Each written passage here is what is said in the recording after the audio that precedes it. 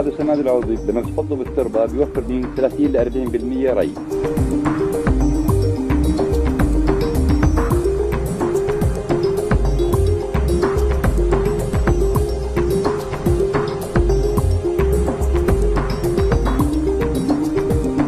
طبعا اوفر من الكيماوي لانه هذا تراكمي، يعني كل سنه بيحسن التربه احسن من سنه. الكيماوي كل سنه بدك تزيد الكميه، بعد 4-5 سنوات هون صار في تملح بالتربه، صار في مشاكل ما عاد تعطيك زي هذا. لا هذا العكس، فهون الفارق.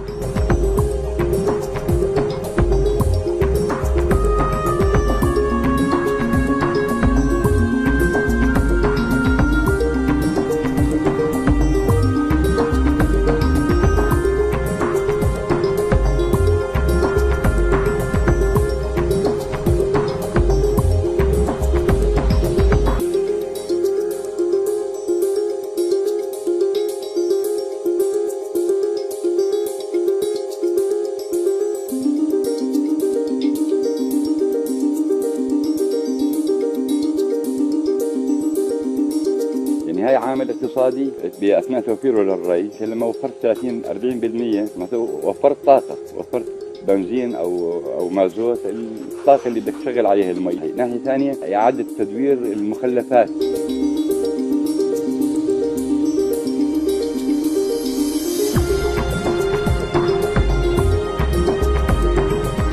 بالعادة أجيب سماد هذا الأردني المتوازي، حق الكيس 10 كيلو حقه 150,000 160,000. بأدي دلمين. هذا السماد عم حط منه، يعني صار الخزان عم يكلفني تقريبا 100,000 ليرة، يعني عم بخ فيه 10 دولمات.